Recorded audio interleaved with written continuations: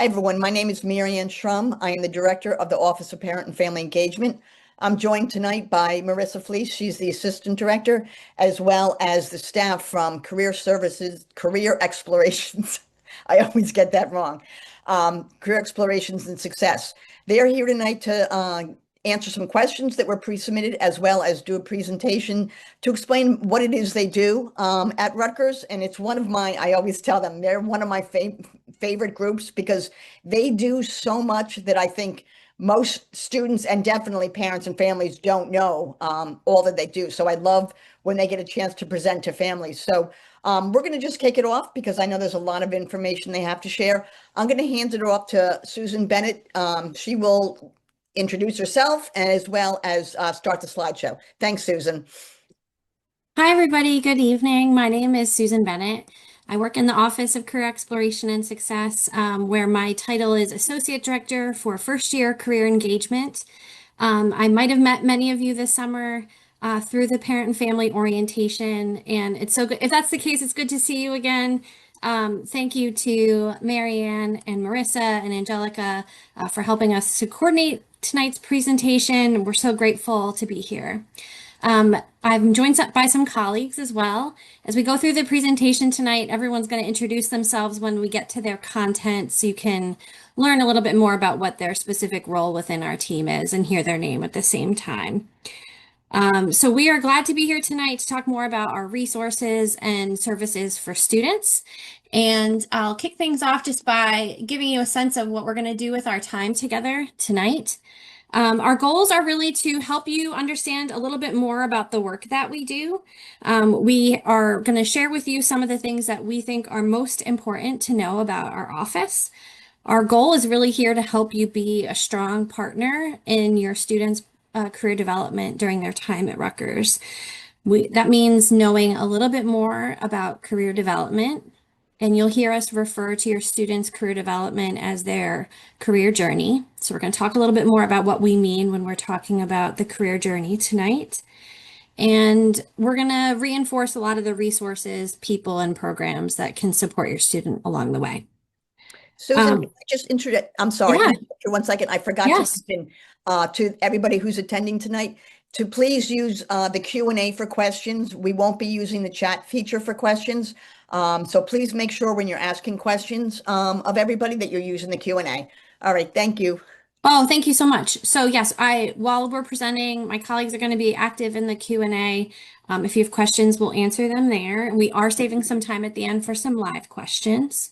But like I said, our goal as an office to help support your student in their career development and to give them lots of tools and resources for not only their time at Rutgers, but also information that will help them long after their time at Rutgers is over.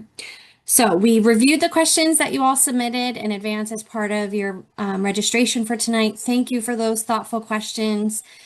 We know how important finding an internship and a job is going to be for your student. So we're hoping that the information that we're presenting tonight will help answer a lot of those questions. And with that, as sort of an introduction, I'm going to turn things over to my colleague, Sue. Good evening, everyone. My name is Sue Pye. I am the Director of Career Discovery in the Office of Career Exploration and Success. I am a proud Rutgers undergraduate alumna. I am a proud current Rutgers parent. My oldest child is in Mason Gross. I am a proud Rutgers spouse. My husband, for, I guess, giggles and fun, decided, hey, for my retirement, I'm going to switch from being a pediatric PT to a licensed therapist by going to the Rutgers MSW program. So I have many different experiences of Rutgers, which I hope will help me also provide some great information for you today. So here in CES, we serve all students, so including undergraduate students and graduate students. Now, some academic schools may also have some additional resources or offices, but we are the overriding primary career office for the New Brunswick campus. We partner closely with academic advising units, and we work together, and there is some overlap between career and academic concerns. However, we are not academic advisors, so we do know that there were some questions that were pre-submitted that were more so appropriate for academic advisors. We will be sharing the presentation out with you after the presentation, and we included many of the links that you might need so that you could help your student find the links that they need to connect with their academic advisors. We have two physical office locations. One is in the Bush Student Center, and the other is in the Gateway Building, which is the building on College Ave where the Barnes and Noble is, as well as the train station.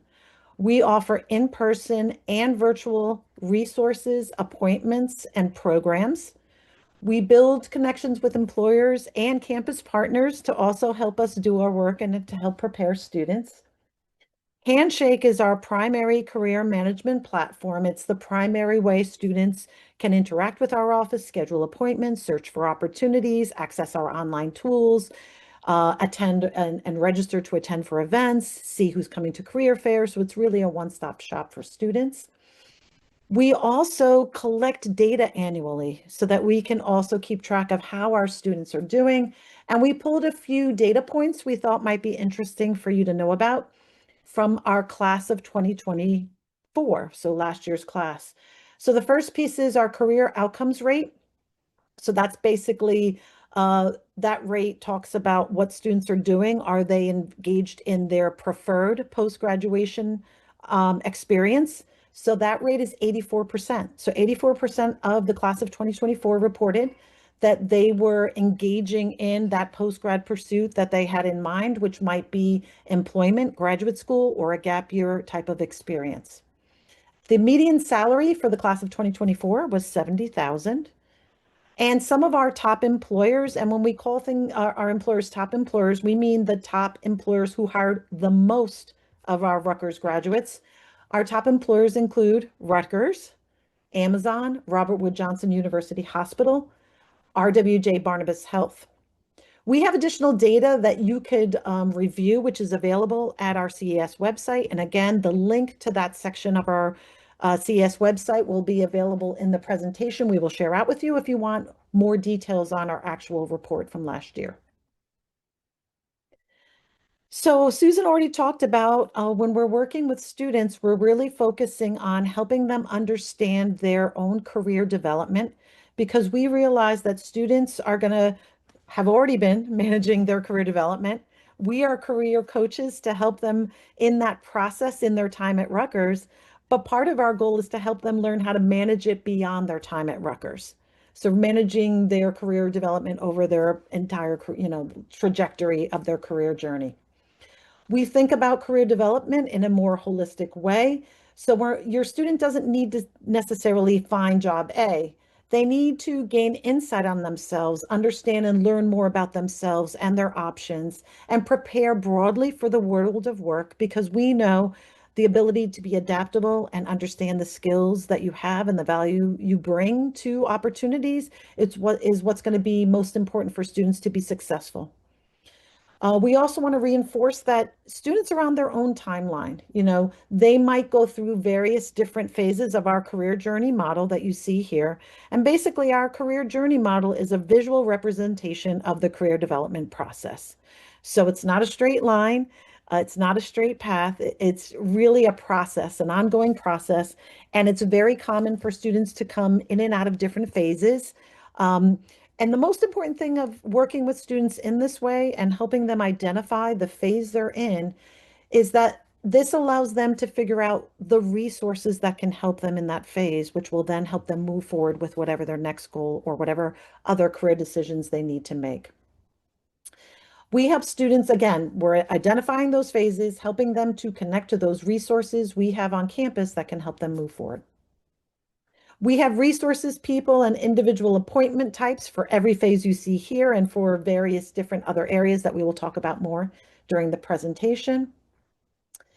And throughout this presentation, we're going to be going through each phase of this career journey model, and we'll share with you some of those resources and relevant information that will be helpful for you to know so you can help your student and also understand sort of what they're going through and how they can connect to the best information and resources available.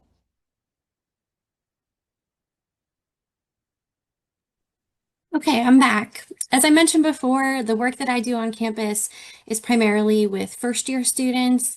many of whom might find themselves in their first semester or even in their first year in the Discover Yourself phase. That doesn't mean they're the only ones that are here, though. For many of your students, depending on how much they've engaged with some of these questions around who am I, what am I good at, what do I care about, they might also be in this phase as sophomores or potentially as juniors and seniors. Because as Sue mentioned, these phases aren't time bound. So, as Sue also mentioned, an integral part of your students' career development is developing a sense of self-awareness.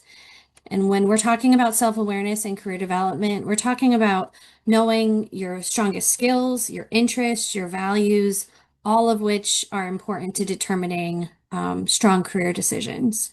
So it's important to us as an office that students spend some time in this phase really thinking about and being able to identify and articulate to others those important insights about themselves. It's not uncommon for us working in CES to interact with students who say, I'm going to be a doctor because that's what my parents said. And if we all did that, I would not be here. I would be getting ready or getting ready for court the next day. I'd be a lawyer. So thank goodness I started thinking about what I might care most about. We want our students to make major choices based on many variables, not just what someone told them they might be good at.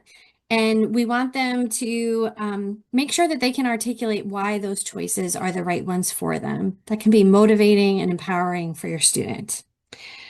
So, one of the things that we need to talk about with this phase, especially as it relates to new students, is that they might be wrestling with these questions at a really busy and stressful time in their college experience.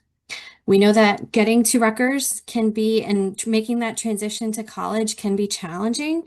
And so one of the things that we need to remind students about is that, yes, your career development starts on day one, but your career development might look a lot like getting to class, doing as well as you can, getting connected on campus, meeting people, and really developing your network. And so even for a first year student, it's important that career development is addressing the larger context of their college experience.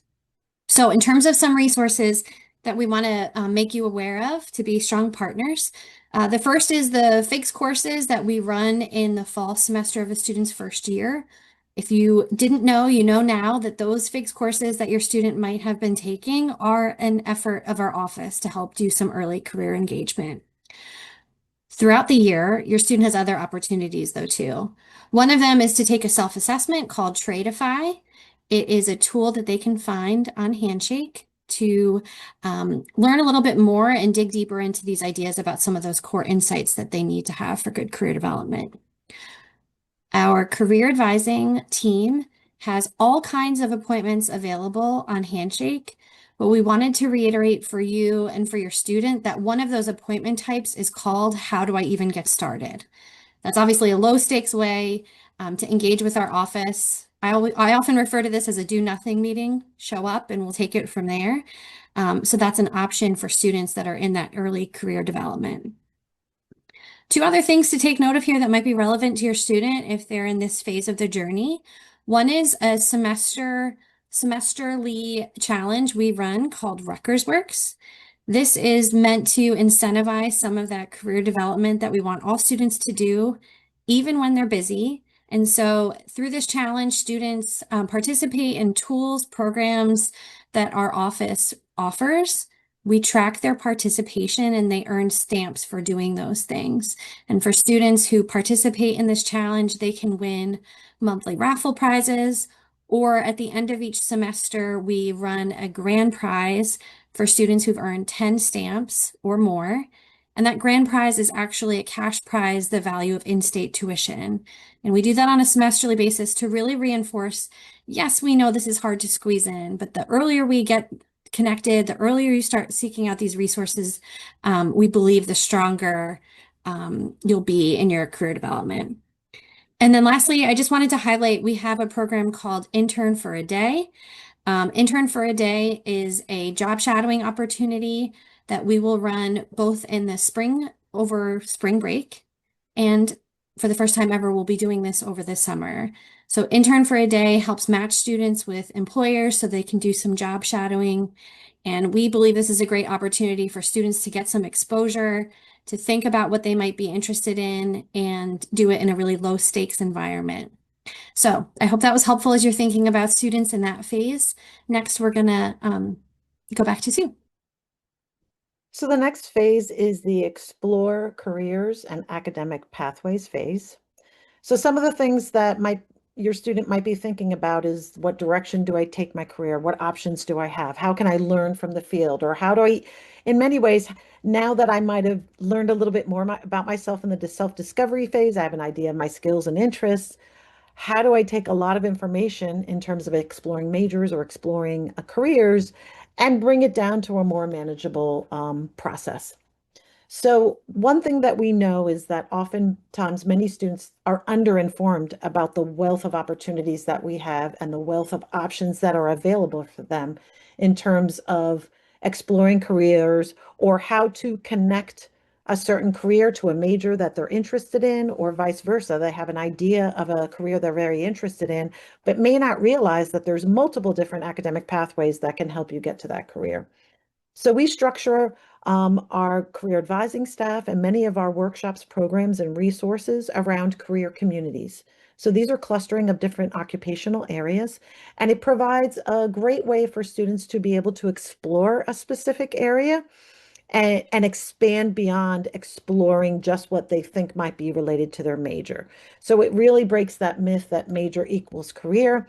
We're trying to educate them to get to start thinking about, what sort of careers am I interested in? What are the skills that I need? What majors can I, possibly pursue that might help me build those skills? So thinking along in a broader skill type of way. We also focus some of our work on what we call some access career pathway areas, because we realize some other factors could influence students' career exploration. So we provide specialized programming for first-gen students, or we have specialized programming for students with disabilities or who are on the spectrum. And we also know that it's really important to, hopefully students will learn about our office and connect with us, but we know it's really important to go out to where the students are. So for example, one of our career advisors do lots of drop-in hours at various places, but one of our career advisors does drop-in hours in conjunction with the Office of Disability Support for Students. So again, this is our way to try to get out there to where the students are, provide resources, and really help them with wherever they're at in their own career exploration and major exploration process.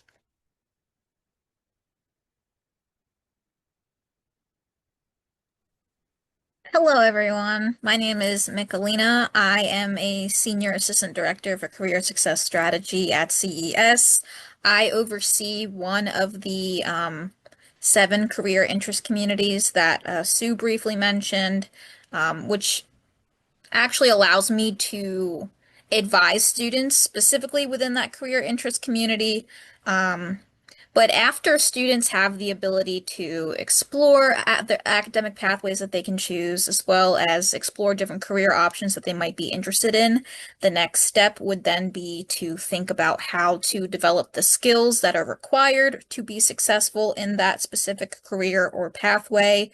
We'll mention this later on in the presentation, but we are seeing a hiring trend of what's called skills-based hiring, where employers are really focused on the types of skills and qualities and traits that students and graduates are bringing to the table versus a specific, academic program or major, which actually allows students to be more flexible in their study options, because we find that a lot of different major pathways can lead to similar careers and vice versa.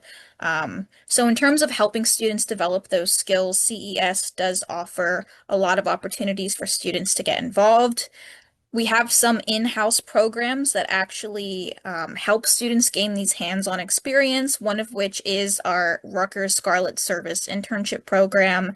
It is a program that's meant to help students gain hands-on experience in the summertime through the lens of public service, but it is open to all academic majors and students with a variety of career interests and using skills, say, for example, like data science or data analysis in a public service context. So still getting experience to utilize the skills that are related to their interests, but just in a public service context.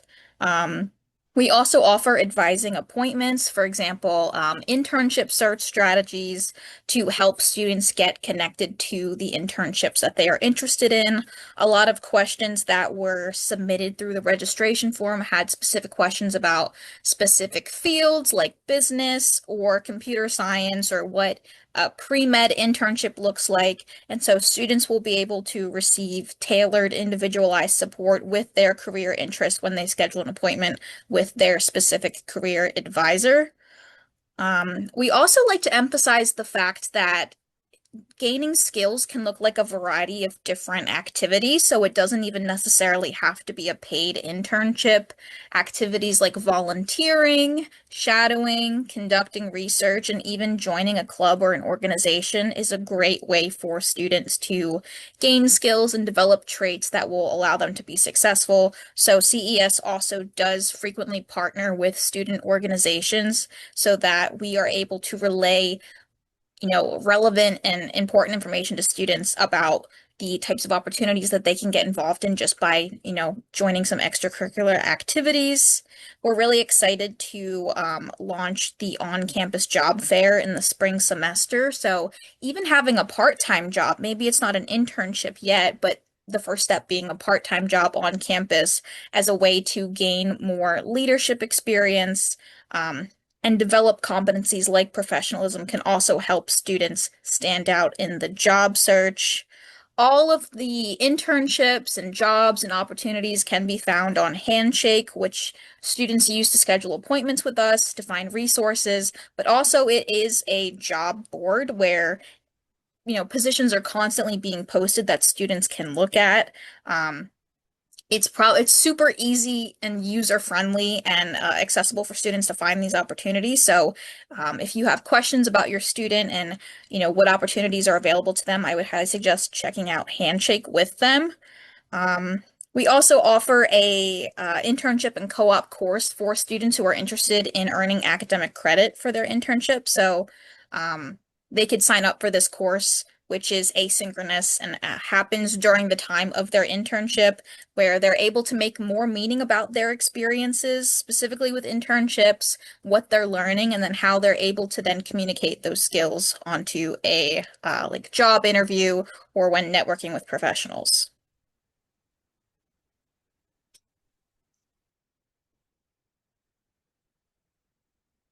All right. I think I am up next. So I'm Larissa Keller. I am a proud Rutgers College grad, so definitely dating myself by revealing that little nugget.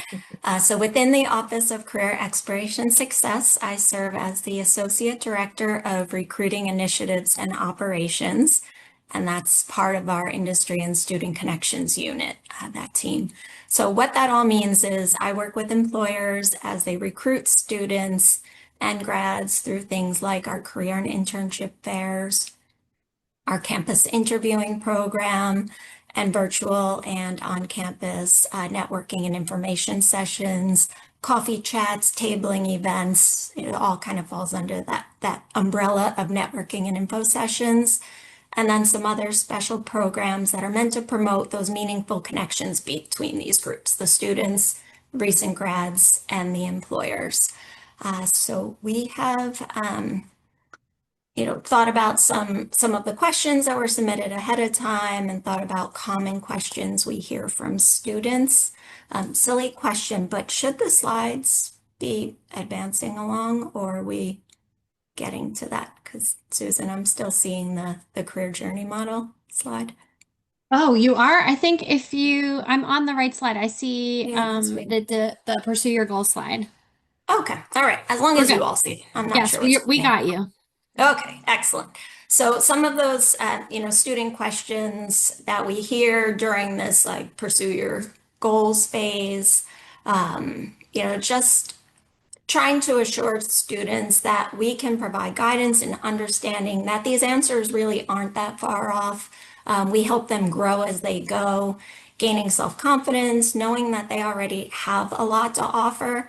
So really just sometimes helping them, like, through all these phases, we're helping them learn to articulate what they're already bringing to the table. So hopefully they're a little more polished by the time they're pursuing these goals.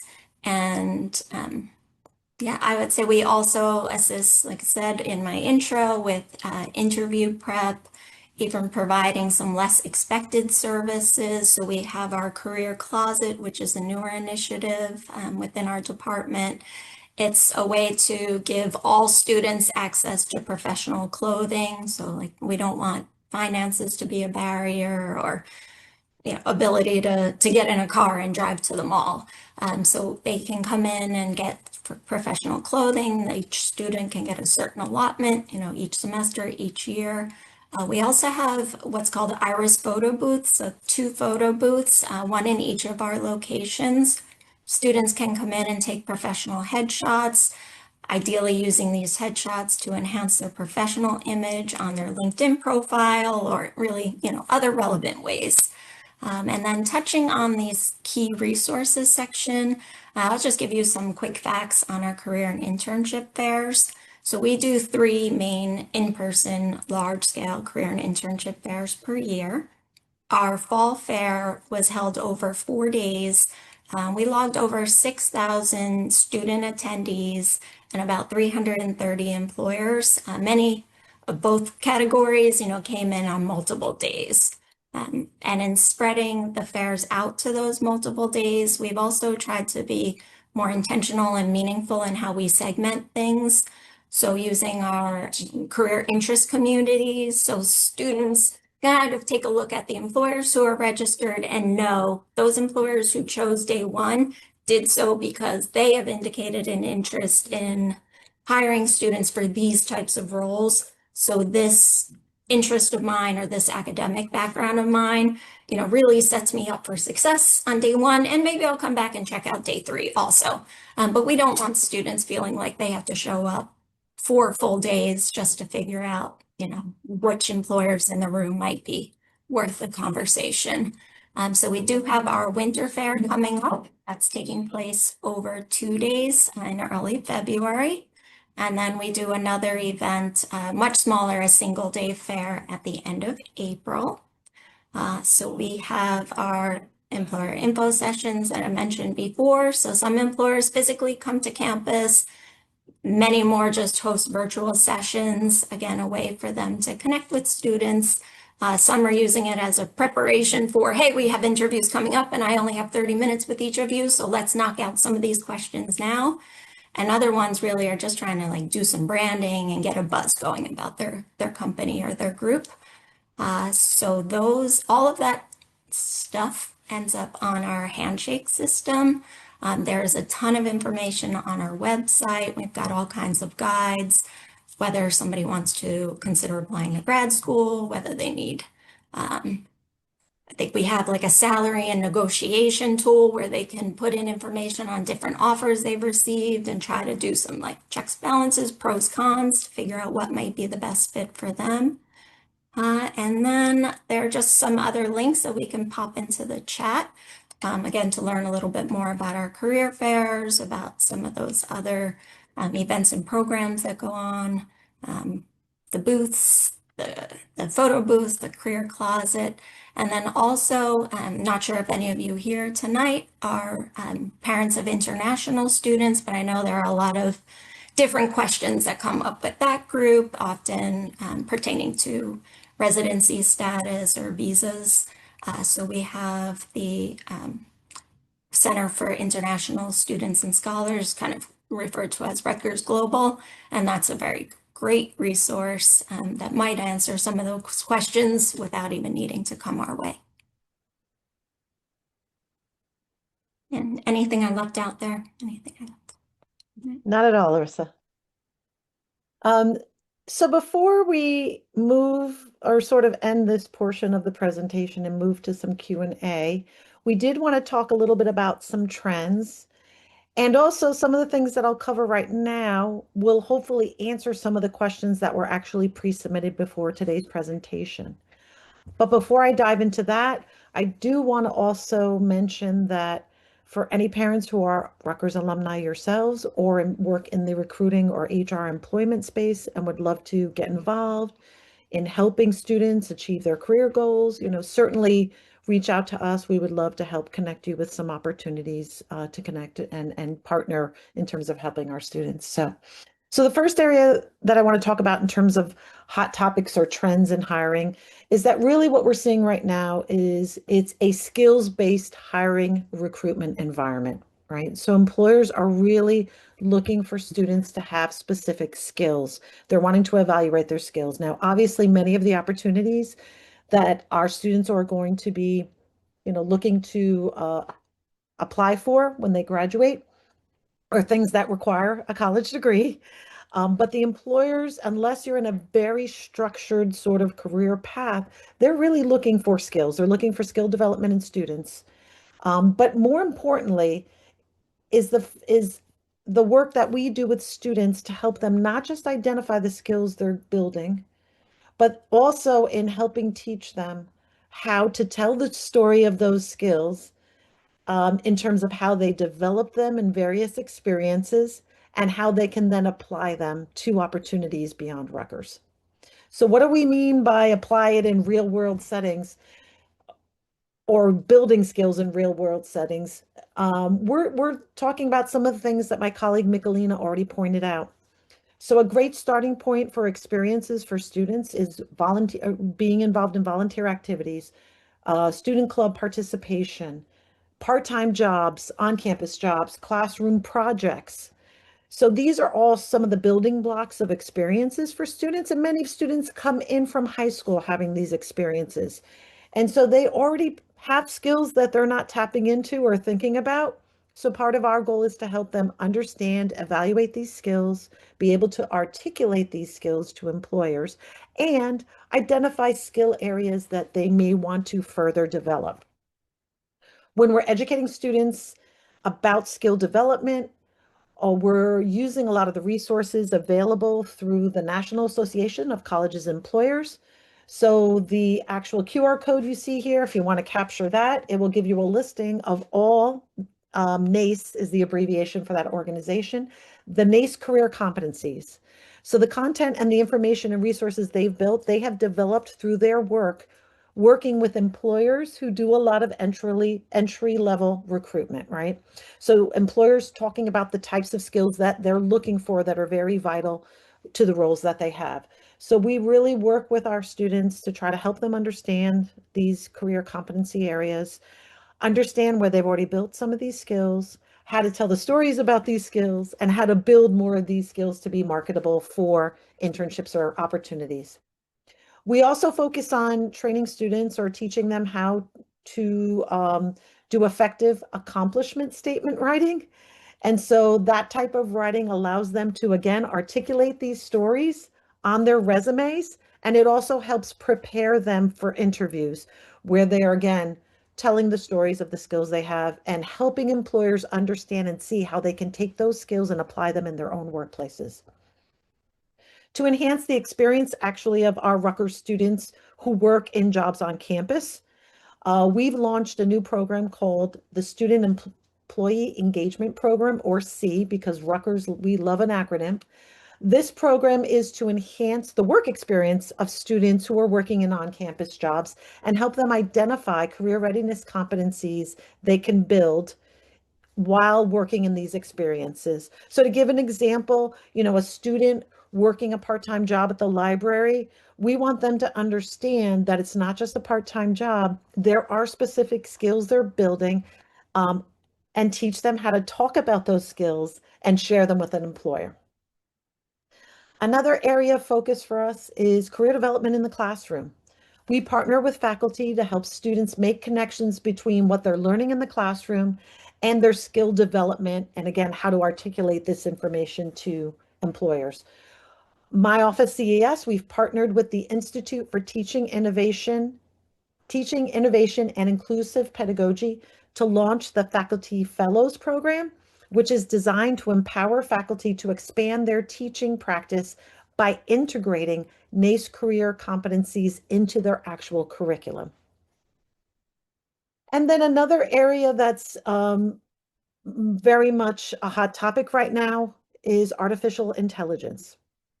So we all know it's a hot topic. It's impacting many different settings. So at Rutgers, there's a lot of different perspectives. So one area of focus is from the Rutgers academic perspective. So classes incorporate guidelines on appropriate use of AI within syllabi to help students understand AI and, again, appropriate use of it. From the career perspective, we're working on content for our career guide and our other resources, as well as workshops to help, again, students understand how to, again, appropriately use AI in different career settings, but to also be able to use it as a resource in terms of enhancing resume writing or prepping for interviews.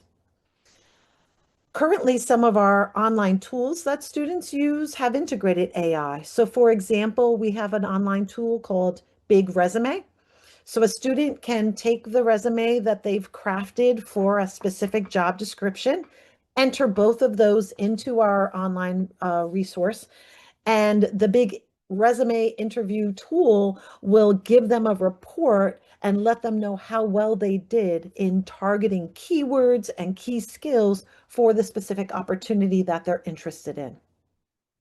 Overall, we know that AI is here to stay, and our goal is to help students understand what it is and how to ethically use it.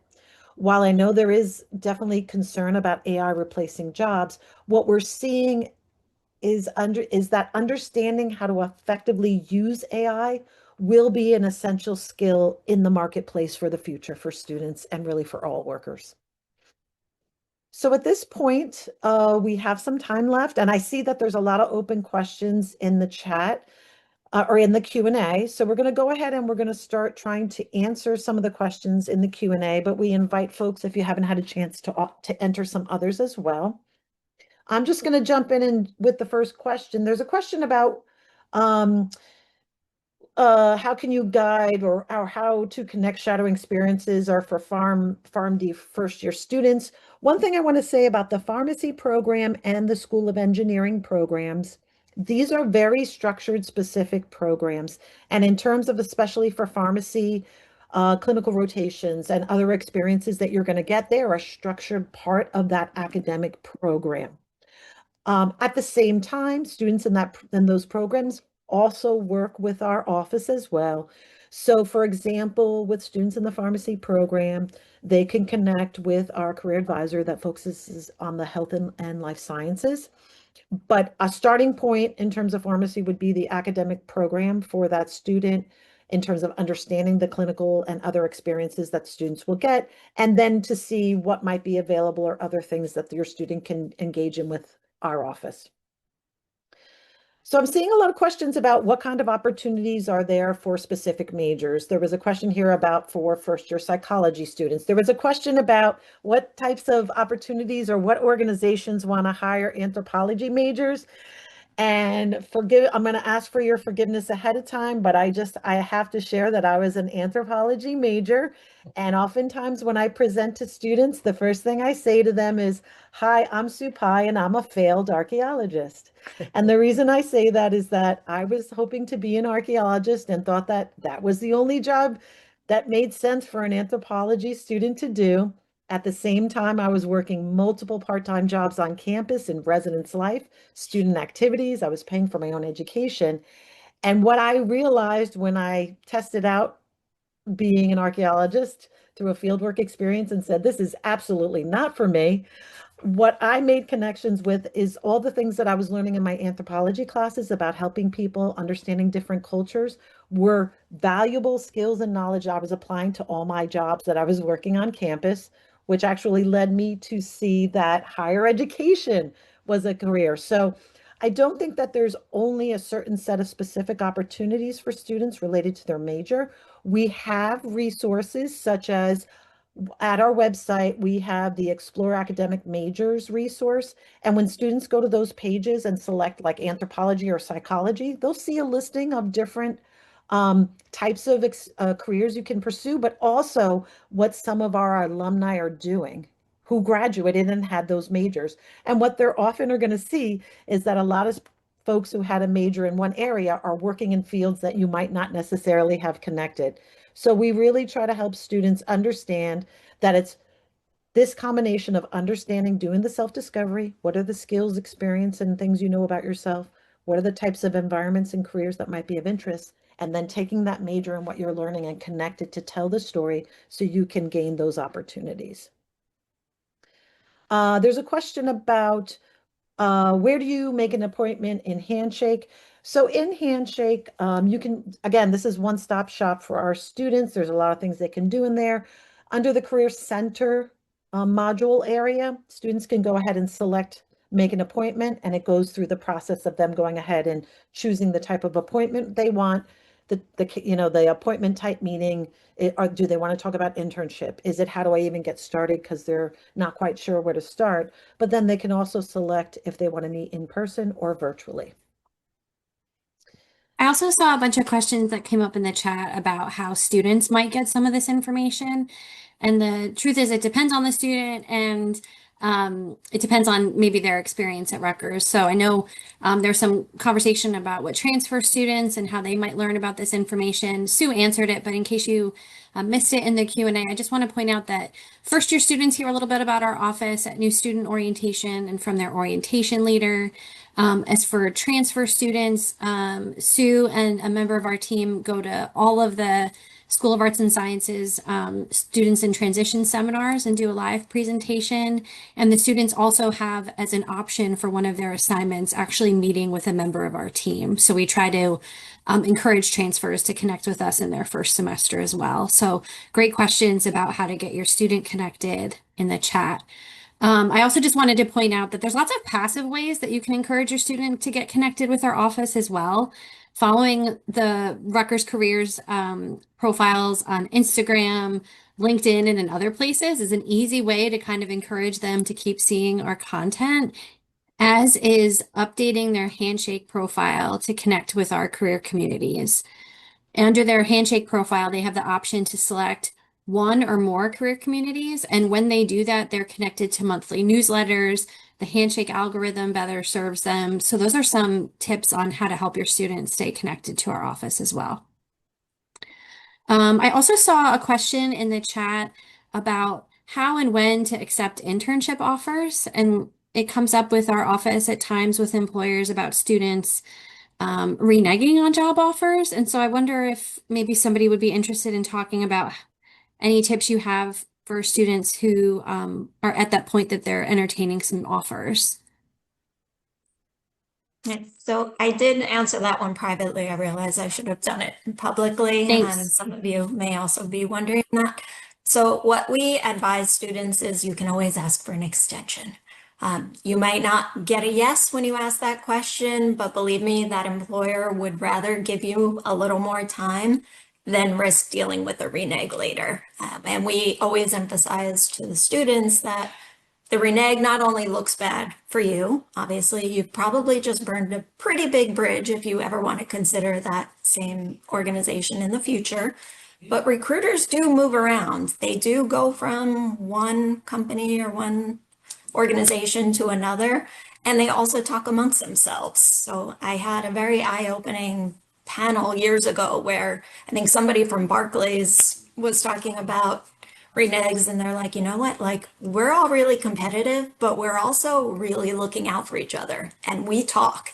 And it was basically like a blackball situation she was letting us know about. So that's the one thing I always try to scare them a little bit, but then we also, you know, explain to them that this is obviously a really big choice.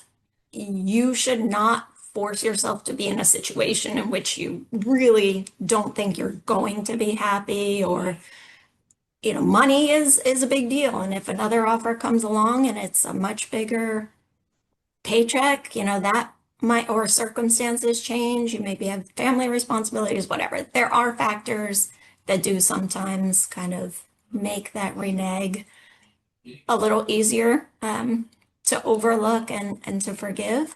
But yeah, the quick answer would be ask for more time. The employer should know that if they want to hire you, it's very likely somebody else would want to hire them also. Or so yeah, they might not get the answer. And then also just to kind of think about it and say, you know, if I'm having a really hard time, you know, advise your student if they're having a really hard time saying yes about an opportunity, maybe it's not the right place for them. Um, I'm Thanks, going to jump and in. Oh, yeah. I was just saying, yeah, like there's no way to know for certain, but sometimes you got to just say, you know, one of my former supervisors loved the expression, "A bird in the hand is worth two in the bush," and there definitely is, you know, some validity to that. So. I'm going to jump in and answer a question. Are students notified about February Fair and any last date to register for that? So for our career and internship fairs, students aren't required to register in advance. They're going to register on the spot, meaning we encourage them to bring their ID with them. So they're going to swipe in at the actual event the day of. One thing to keep in mind that is very helpful, the information is not up on our website yet, but it will be within the week. Prior to every career and internship mega fair, we do a 2-week career Lollapalooza prep of workshops and programs to help students be prepared for the career fair. So we will offer things like 20-minute individual resume virtual critiques, where they can sign up on Handshake and an advisor will work with them on their specific resume to get it ready for the career fair. We do in-person resume clinics. So we usually do these at a student center and we'll do maybe a 2 to 3 hour time frame. And the exciting part about this is we will invite a lot of our employer partners, some of who are alum and some are just our friends of Rutgers, who are actually in HR and other areas, and they will actually do quick 15 to 20-minute resume critiques of students.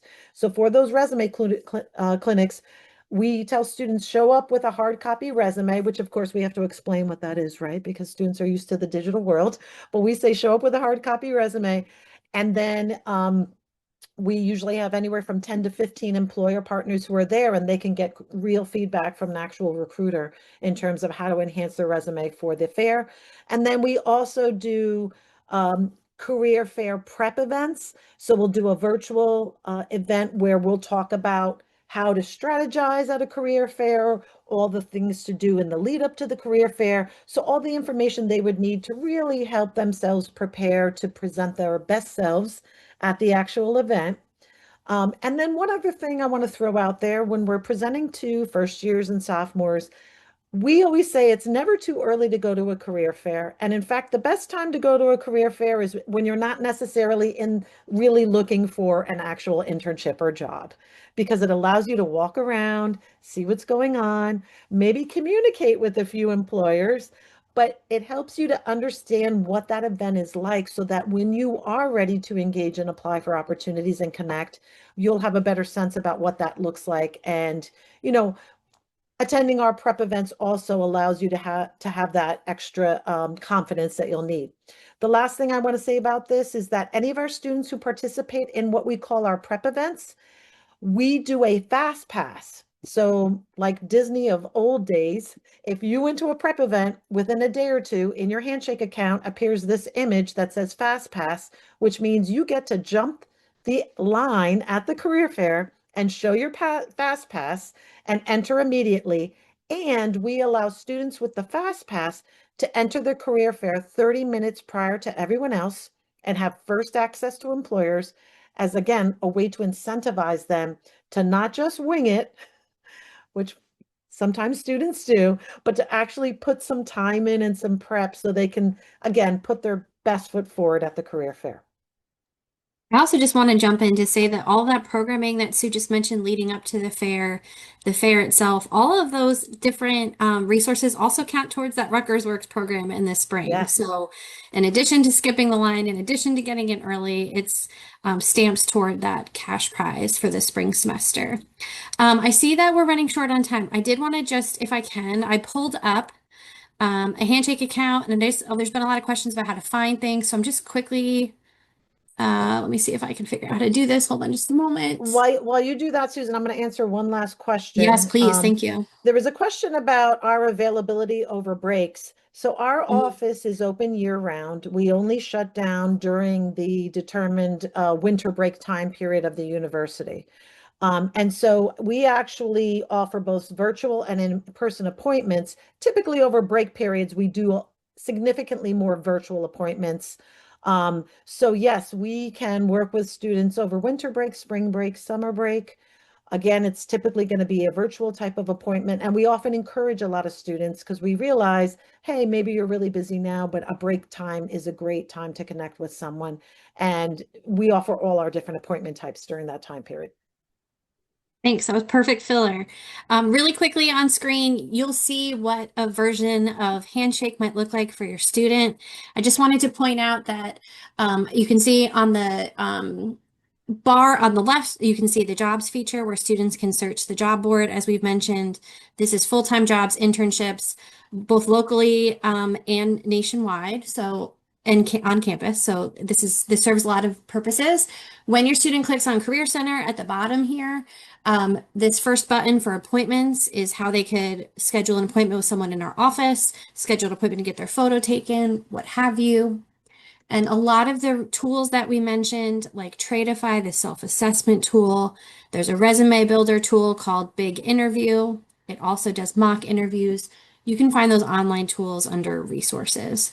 So again, you can find those specific items under the Career Center button. So I hope this was helpful to everybody tonight. I hope we cranked through as many of those questions as we could. Thanks again to Marianne, Marissa, and Angelica for helping to set this up. I'll toss it back to you. Great. Thanks, Susan, so much. And thank you all for coming on tonight. I always tell Susan, because at orientation, that, I have two Rutgers students that graduated a while ago. They're both gainfully employed. But the one thing I wish I had done when my girls were students, I had wished that I had somehow gotten them into your office sooner, because I think it's so important they get in there freshman year to, as you said, Sue, the more they become accustomed to this, the easier it's going to be than when they're a junior or a senior and they're up against the clock at that point. So, I really just encourage parents and family members to try to get their students to be involved, because these guys are great. They really are. I thanks guys so much for being here. And just to let everybody know, I know there was a lot of questions also in the Q&A that Marissa will send out the recording as well as the presentation and also the transcript from the Q&A. So everybody will have all that information that they can look back on after tonight or share with your students. So thank you all so much for joining us. And we will see you, I'm sure, in the spring at another webinar. Thanks. Bye-bye. Bye, everyone.